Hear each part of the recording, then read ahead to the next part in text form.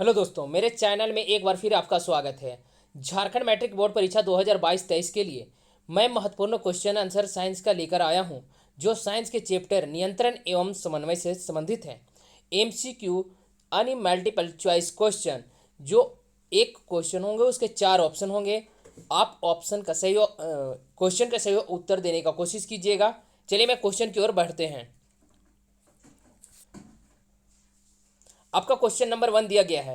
Hormone स्रावित होता है, यानी हार्मोन जो निकलता है, स्रावित मीन से निकलना। हार्मोन जो निकलता है कहाँ से निकलता है आप बताइए, या बताने का कोशिश कीजिए। बताइए, आप बता सकते हैं कि अंतःस्रावी ग्रंथि में, बहिःस्रावी ग्रंथि से निकलता है, या नलिका से ग्रंथि से निकलता है, या इनमें से कोई नहीं निकलता है। बताइए, कोई नहीं, यानी ऊपर दिए गए हैं ऑप्शन, उसमें से कोई नहीं है। बताइए कौन सा ऑप्शन होगा जो आपका सही है। हार्मोन कहाँ से निकलता है बताने का कोशिश करें। अंतःस्रावी ग्रंथि, बहिःस्रावी ग्रंथि या नलिका ग्रंथि, ये तीन में से कोई भी होगा। बताइए, तो अंतःस्रावी ग्रंथि से आपका क्या निकलता है? हार्मोन निकलता है। बहिःस्रावी ग्रंथियां से हमेशा एंजाइम निकलते हैं, आपको पता होना चाहिए दोस्तों। चलिए अगला क्वेश्चन की ओर बढ़ते हैं। सेकंड नंबर क्वेश्चन बोल रहा है, ग्वाइटर या घेंघा पनपता है। पनपता यानी होता है, किसके कारण होता है? बताइए, किसके कारण होता है या किसके कमी के कारण होता है? तो ग्वाइटर अथवा घेंघा पनपता है। बताइए, ऑप्शन नंबर ए में दिया है चीनी की कमी से, ऑप्शन नंबर बी में दिया है आयोडीन की कमी से, सी में दिया है रक्त की कमी से, या मोटापा से। तो बताने का कोशिश करें। रक्त नहीं होगा, ना मोटापा होगा, ना चीनी होगा। ऑप्शन नंबर सी आपका सही होगा। यानी जो घेंघा होता है वो किसके कारण होता है? तो घेंघा बीमारी आपका आयोडीन की कमी के कारण होता है। अब next question, third number question की ओर बढ़ते हैं। थायरोक्सिन का स्रावन होता है, यानी थायरोक्सिन हार्मोन कहाँ से निकलती है? आपको बताना चाहिए। इसका आंसर आप बता सकते हैं।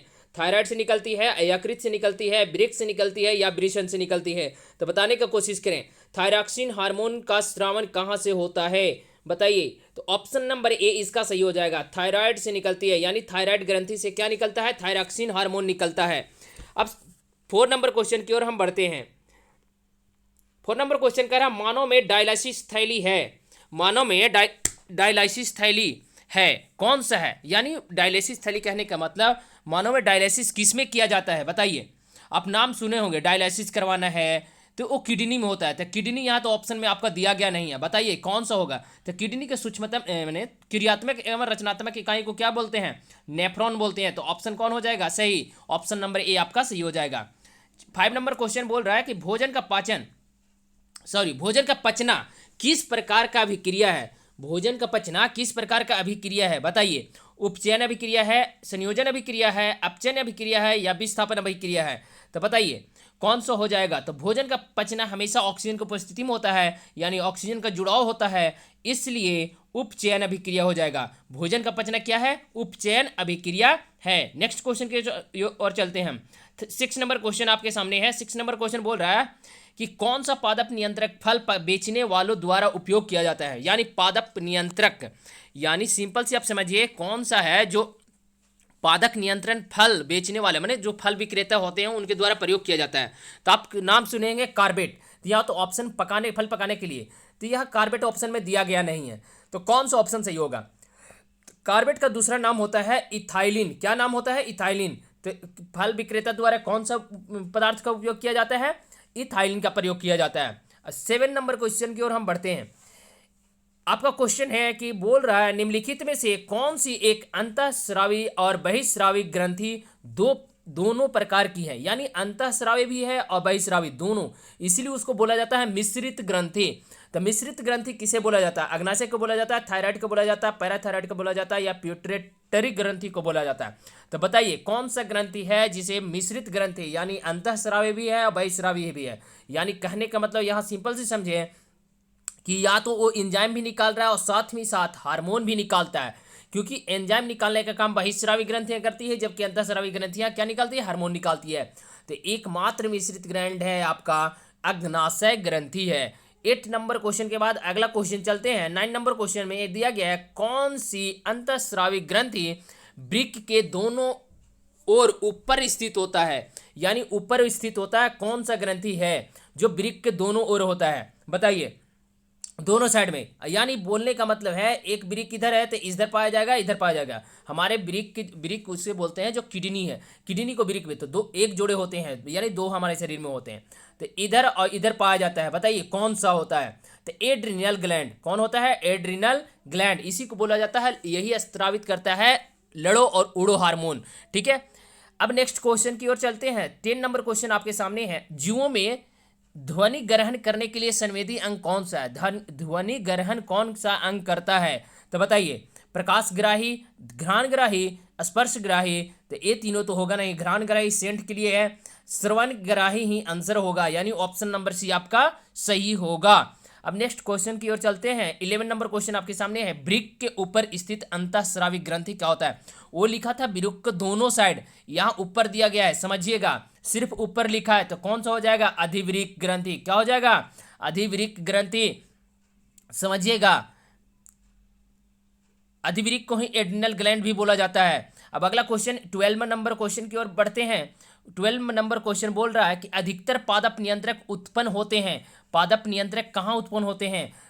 बढ़ते तने के अग्रभाग में, बढ़ती जड़ के अग्रभाग में, या फ्लोएम की संवहनी नलिका में, या ए या बी दोनों। तो इसका ऑप्शन डी सही हो जाएगा, यानी बढ़ते हुए तने के अग्रभाग में और बढ़ती हुई जड़ के अग्रभाग में क्या पाया जाता है? पादप नियंत्रक उत्पन्न होते हैं। 13 नंबर क्वेश्चन के बाद नेक्स्ट क्वेश्चन हम चलते हैं।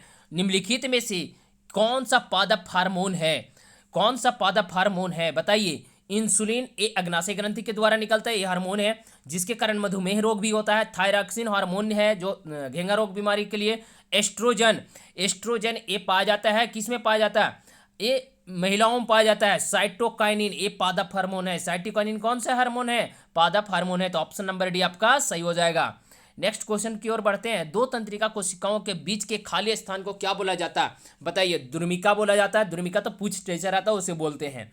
सिनेप्स बोला जाता है, बताइए। एक्सन बोला जाता है या आवेग बोला जाता है? तो सिनेप्स बोलते हैं। तो सिनेप्स यानी दो तंत्रिकाओं के बीच के खाली स्थान को क्या बोलते हैं? सिनेप्स बोलते हैं, या सिनेटिक दरार भी बोला जाता है।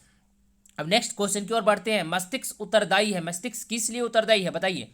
सोचने के लिए, हृदय स्पंदन के लिए, शरीर का संतुलन बनाने के लिए, या उपरोक्त में से सही? तो बताइए तीनों काम मस्तिष्क हमारा करने का काम करता है, इसलिए उपरोक्त सभी हो जाएगा, यानी ऊपर दिए गए हैं तीनों ऑप्शन सही होंगे।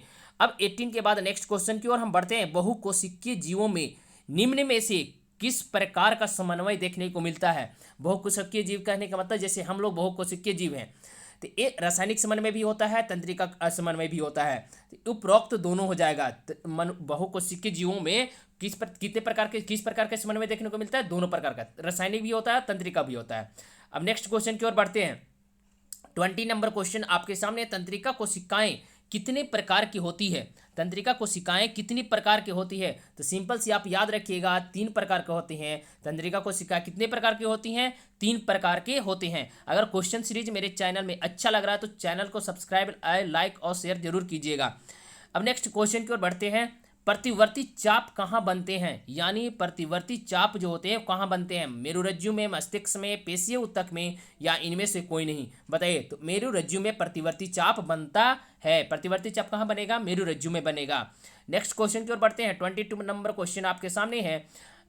शरीर का प्रधान नियंत्रक ग्रंथि किसे कहा जाता है? यानी प्रधान मीन्स होता है मास्टर और ग्रंथि मीन्स होता है ग्लैंड। तो आप इंग्लिश में अगर याद किए होंगे कि शरीर का मास्टर ग्लैंड किसे कहा जाता है, तो आप बताइए। जनन ग्रंथि को कहा जाता है, पीयूष ग्रंथि को बोला जाता है, थायराइड को बोला जाता है, या इनमें से कोई नहीं बोला जाता? बताइए। तो मास्टर ग्लैंड के नाम से कौन प्रचलित है? पीयूष ग्रंथि। जो सभी ग्रंथियों को कंट्रोल करने का काम कौन करता है? पीयूष ग्रंथि करता है। ठीक है। अब 22 के बाद 23 नंबर क्वेश्चन। अंतःस्रावी ग्रंथियां होती हैं। अंतःस्रावी ग्रंथियां क्या होती है? नलिका विहीन होती है, नलिका युक्त होती है, या दोनों प्रकार की होती है? इनमें से कोई नहीं होती? बताइए। तो अंतःस्रावी ग्रंथियां जितने भी होती है वो नलिका विहीन होती, यानी उसमें पाइप नहीं होता, उसमें हार्मोन के ले जाने वाला कोई नहीं होता, पाइप उप। ठीक है, वो नली नहीं होता, ये नलिका विहीन होती है। अब नेक्स्ट क्वेश्चन की ओर 24 नंबर क्वेश्चन की ओर बढ़ते हैं। 25 नंबर क्वेश्चन, ये आपका लास्ट भी क्वेश्चन है। ठीक है, क्वेश्चन लास्ट क्वेश्चन है, आप बताने की कोशिश करें। अग्नाशय द्वारा निम्न में से कौन सा हार्मोन स्रावित किया जाता है? ऊपर मैं बताया था, बताने का आप कमेंट में इसका आंसर जरूर दीजिएगा। मैं बता देता बट ऊपर मैं इसका आंसर बता दिया हूं, इसलिए आप इसका आंसर कमेंट बॉक्स में जरूर दीजिएगा। ठीक है, अगर चैनल मेरा क्वेश्चन सीरीज अच्छा लगा तो चैनल को सब्सक्राइब, लाइक और शेयर जरूर कीजिएगा। Thank you.